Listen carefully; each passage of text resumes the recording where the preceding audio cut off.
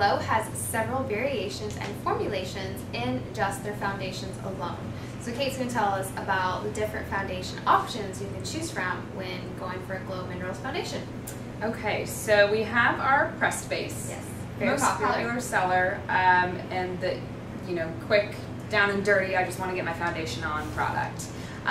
The pressed base is going to give you a semi-matte finish and anywhere from medium to full coverage, depending on the tool you use to apply it. Right.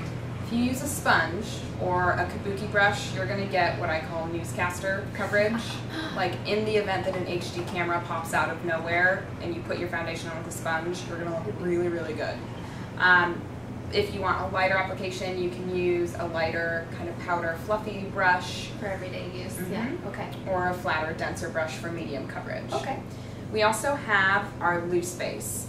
Our loose base, I feel, is kind of like the underdog of the line. I think a lot of people transfer over to Glo Minerals and they're like, I don't want to use a loose powder anymore, I want to try something new.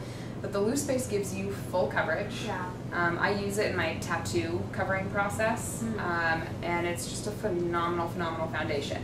It's ideal for anyone with maybe drier skin or maturing skin because it's going to give a dewy finish and full coverage. So your skin's going to look nice and hydrated when you have this on. And that's the loose base, awesome. Yes.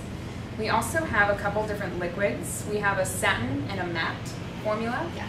That's our protective liquid foundation, and it is very concentrated, so a little bit goes a very long way. You're going to get anywhere from medium to full coverage with this product. How you apply it, what you use to apply it. Yes. You can use your hands, you can use a foundation brush. I like to use our texture brush with it. It gives an airbrushed finish. But you're going to get full coverage, a satin finish if you're using the satin formula. So that's sheen but not shine. So you'll just have kind of a healthy shine, or sheen, excuse me, sheen skin. Yeah, but you're not going to be glowing. Exactly. Like you won't be dewy. Worked out. Yes. Yeah. And then the matte is going to give you matte finish. Matte finish. Thank you for naming the name so easy. So I know. we get satin, matte, keep it real. Pressed, and loose. Pretty easy to follow. 4 options in your foundations. And one plus the sheer tint. Oh, sorry, and the sheer tint. Sorry, sheer tint. Can't forget that. Okay, let's talk about the sheer tint. The sheer tint is going to be equivalent to a tinted moisturizer, but it is not a tinted moisturizer. Right. It is a sheer foundation. Yes. It's sheer. It's not lying when it says it's sheer. Yeah, it's very, very light.